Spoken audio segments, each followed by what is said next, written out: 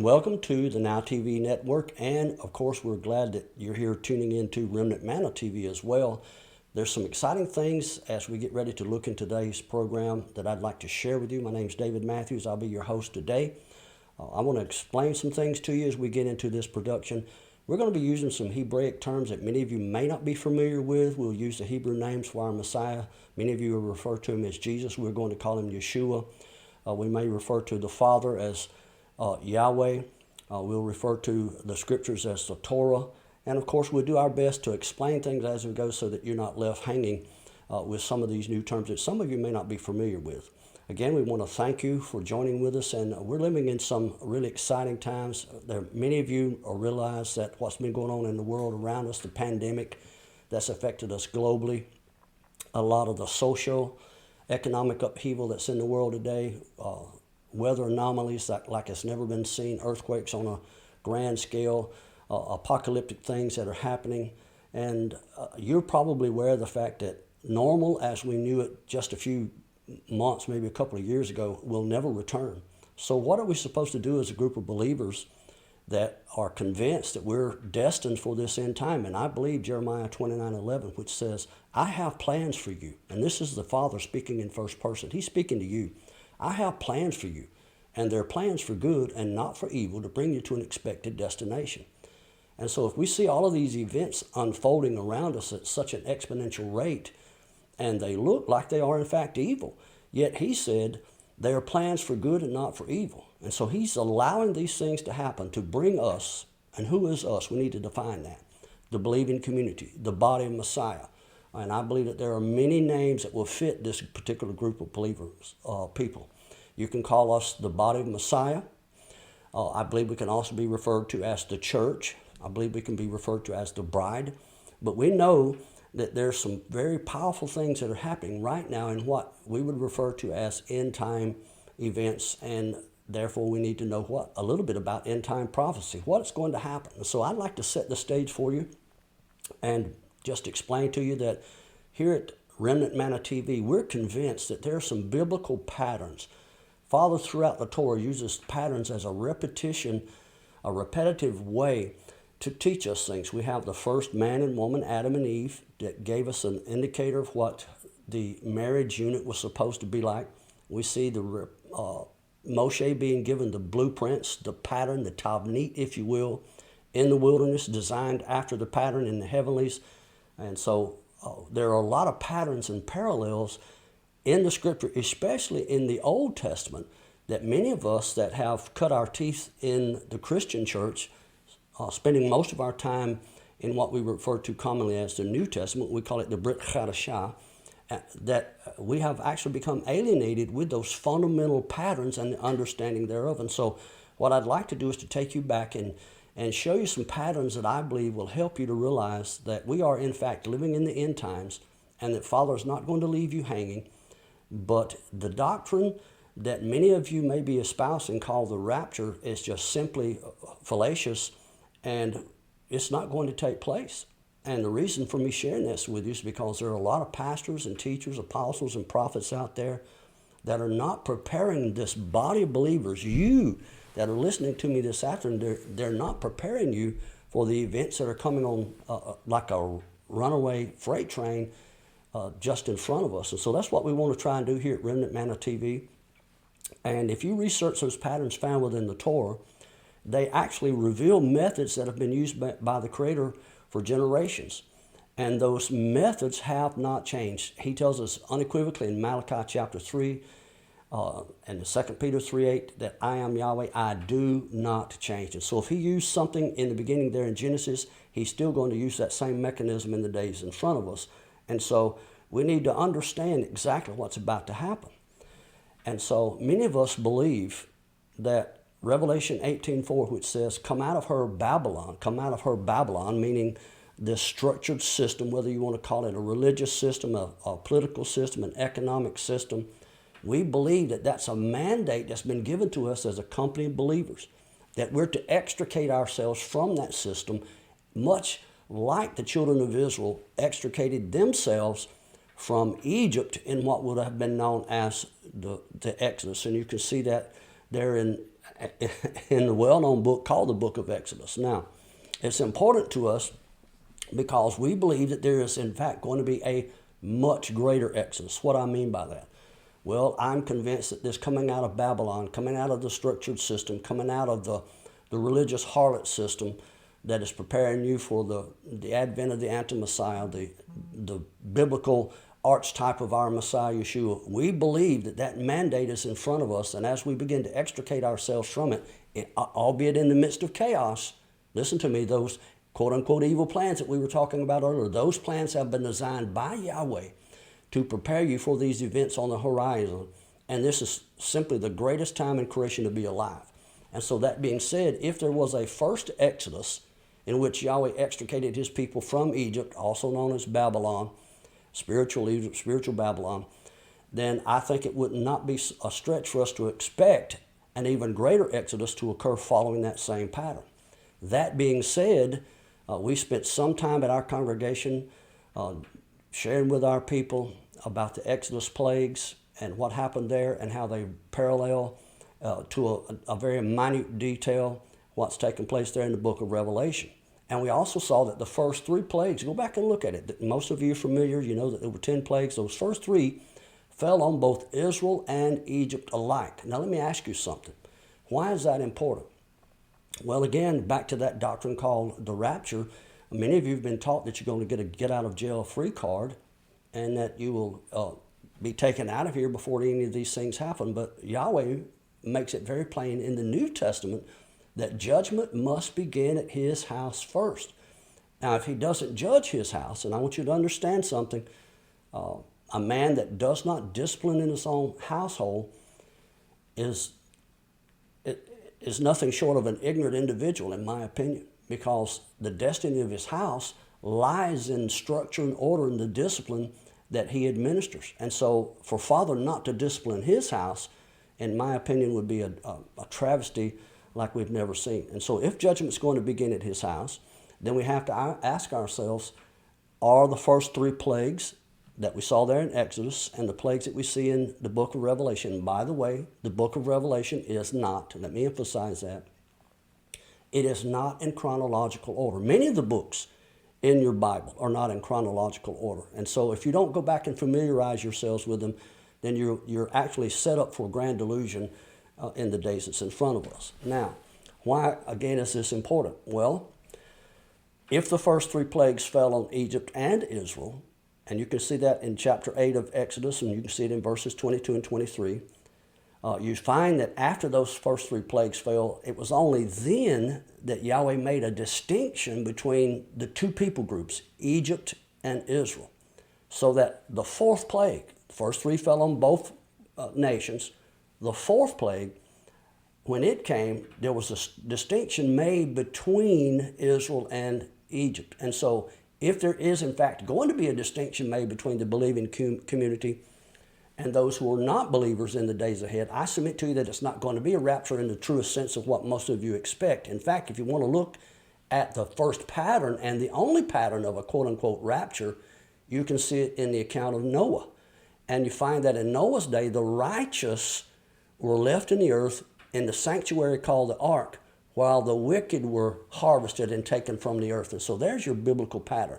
Now, the reason I want to share this with you is because, again, there are many apostles, prophets, pastors, teachers that are preparing you for an advent, if you will, of sorts where the believing community is going to be taken out and not have to undergo the trials and tribulations, the plagues that we've been discussing with you that are coming.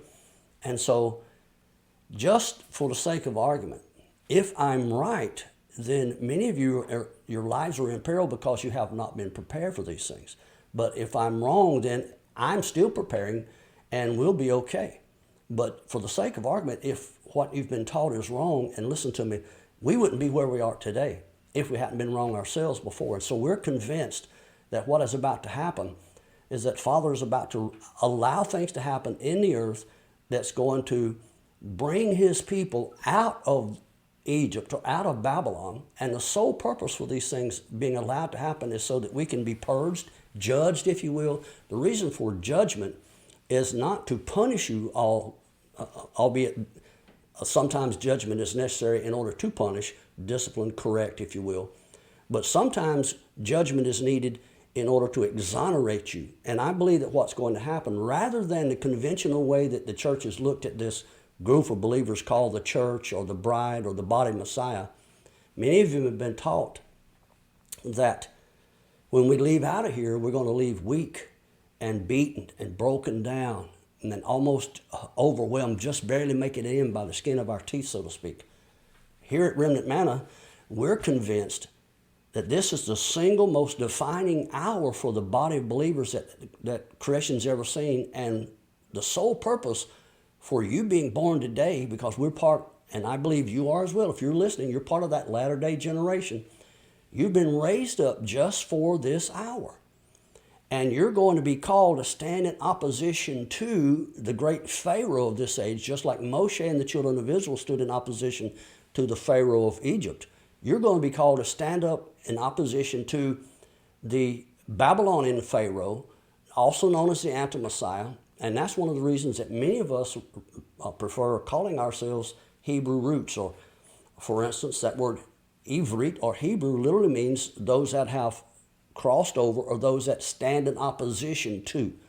And so we're convinced that we're going to be standing in opposition to the powers that be, the great plan of the Antichrist, his agenda that's already been set into motion. Now, again, when that fourth plague that we were just talking about began to take place, there was a distinction made between Israel and Egypt.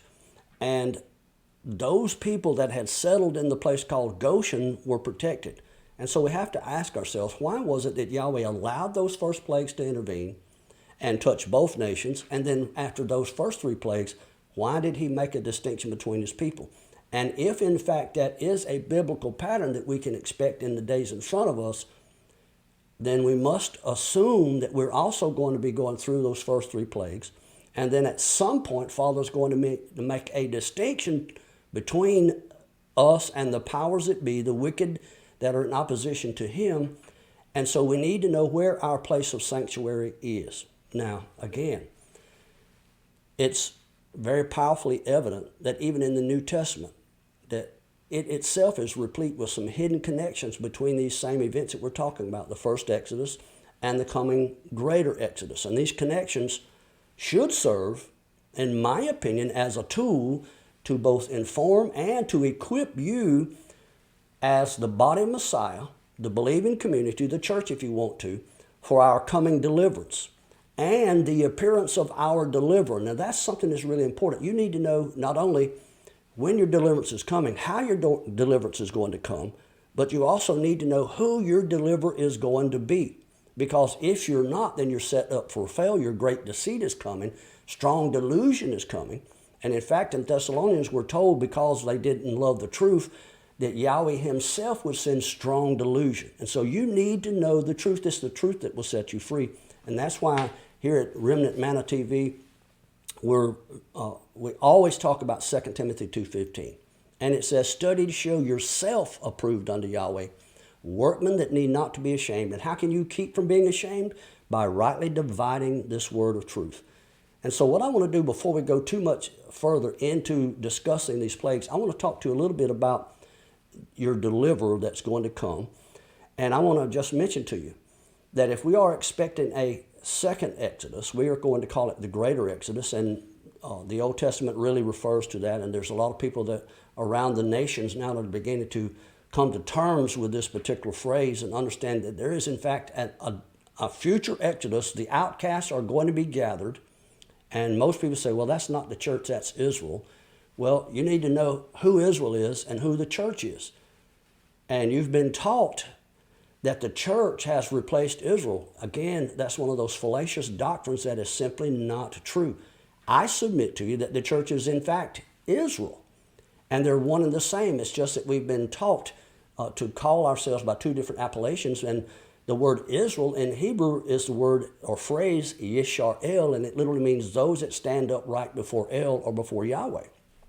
And so, if we are anticipating a greater exodus that will follow the pattern of the first exodus, and a greater set of plagues that will follow the pattern of the first plagues, then we also have to expect an even greater deliverance than what was shown in that first account. And if that's the case, the greater deliverance means that we're going to have to go through a greater set of challenges.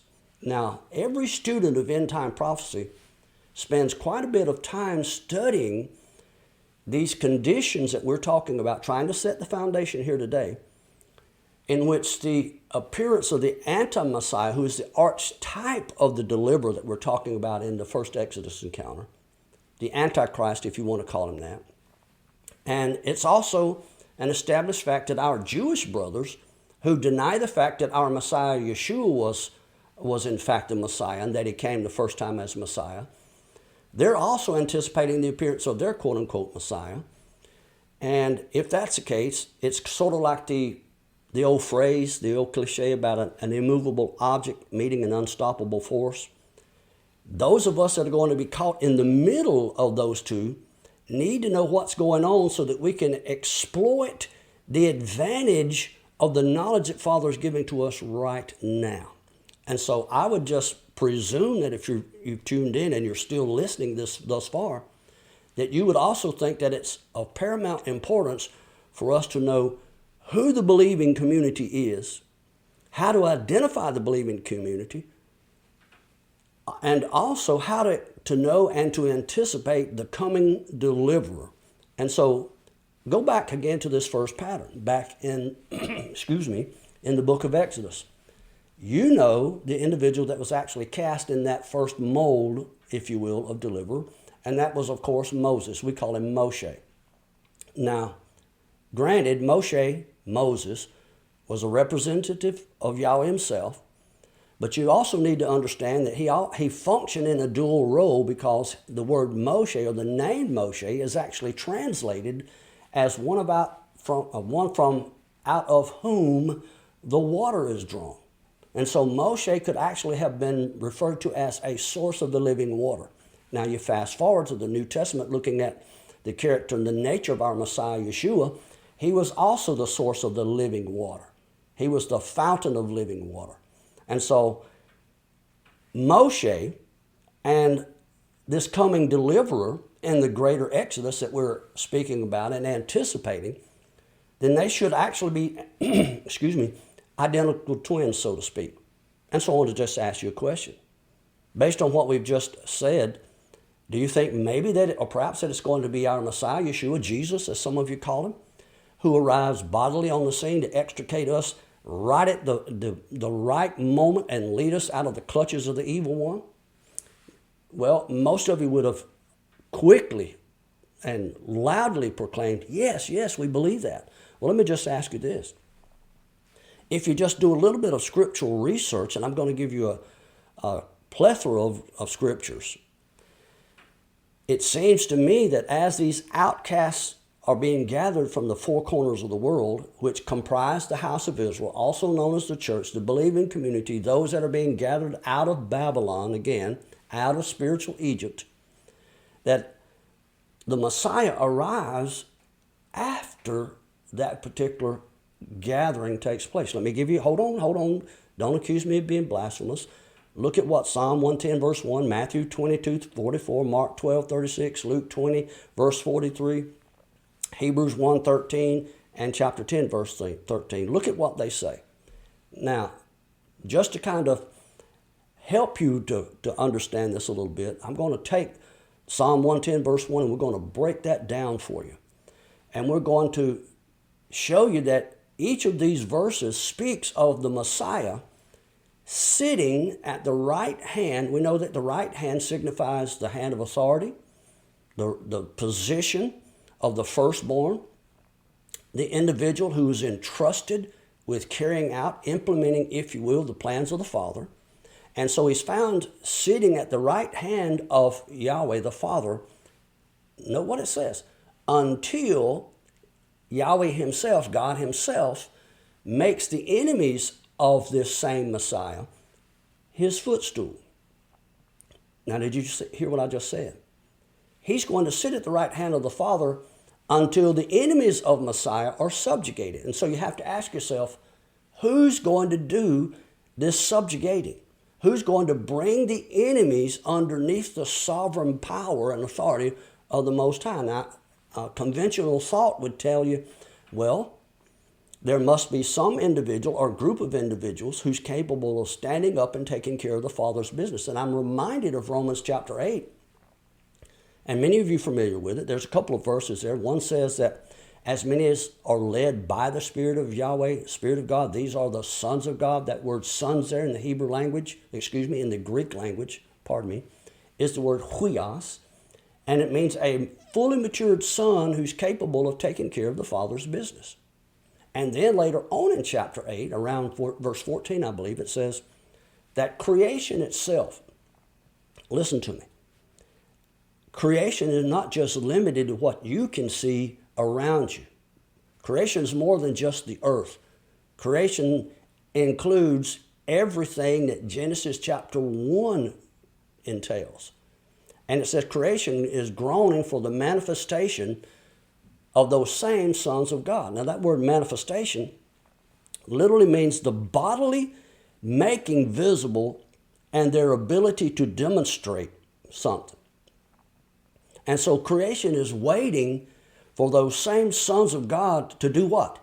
To arrive on the scene and to visibly demonstrate the majesty and power and authority of God so that creation can be set free. Does that make sense to you?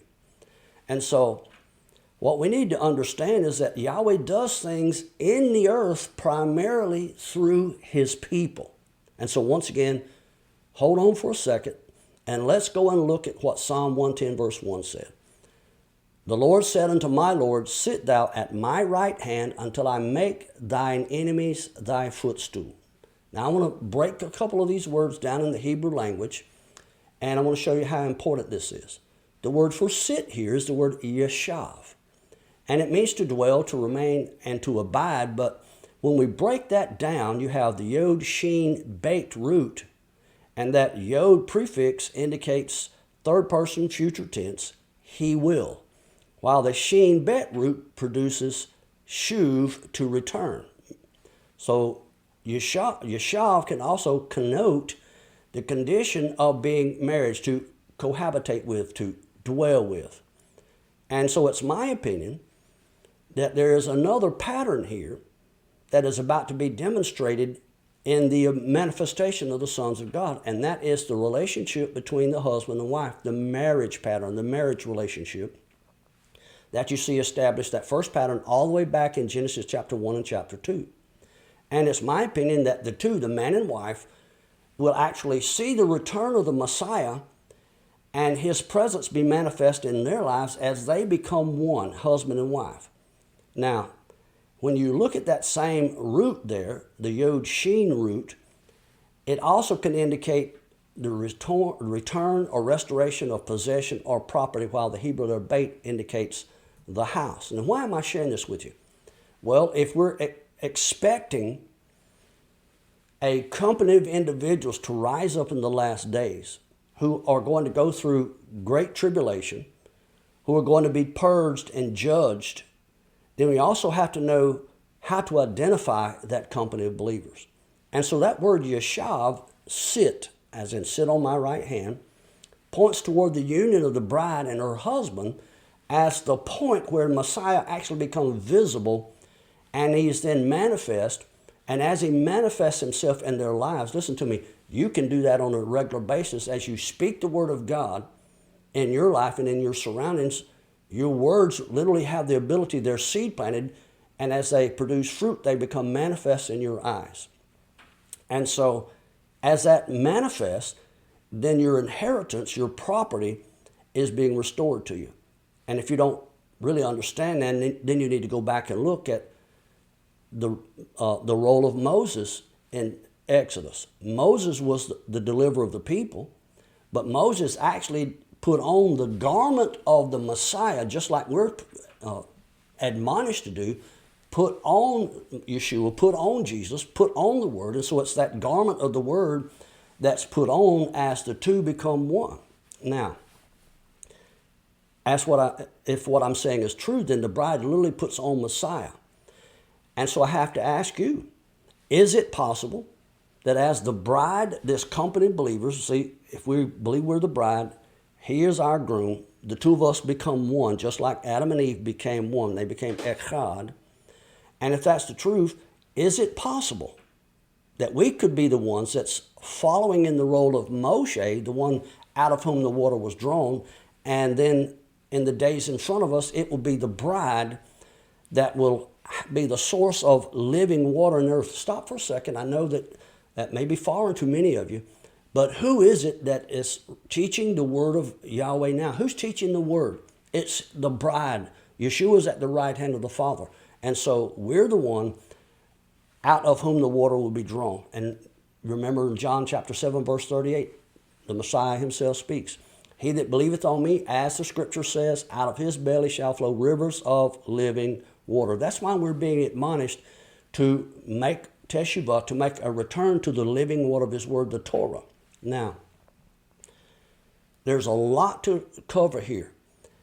When it says there in Psalm 110 to sit at my right hand, that word for right there is yamin. And it is traditionally associated with right as in the right hand, but it also is the source of covenant and blessing. And it can indicate, when you look at the root of it, as it's related to the Hebrew word aman, it means to trust, and especially to trust in one who's able to produce a skilled work, excuse me, one who's proven themselves as faithful, one who is reliable, one that you have brought under your own care, one who is a pillar or a doorpost. And so it seems to infer that while our Messiah is at the right hand of God, Yahweh, that Yahweh himself has commissioned or endowed, put another one in charge in the earth realm who has proven themselves reliable, proven themselves trustworthy, proven themselves as being skilled in faithful work and able to bring creation under the care or across the threshold, if you will, of his house, just like we're told here. And so you have to ask yourself, is it those of us that are cloaked in the garment of Messiah, the word garment? Remember, Romans 8:19, creation waits for the manifestation of the sons of Yahweh. Now, I know that this has been a lot for you to chew on this morning. And so we're going to look at this over the next few weeks. And our prayer here at Remnant Manna TV is that you have ears to hear with. And we're so grateful to you for spending the time to look at this with us. And we're going to get into these plagues. We're going to look at the parallels in the book of Revelation. And we're going to do everything we can to equip you for what's coming so that you can rise up and be the man or woman that God has called you to be. You need to know who you are. And not only who you are, but you need to know whose you are so that you can be the champion in this earth, in your circumstances he's called you to be. Thank you for tuning in. We love you so much.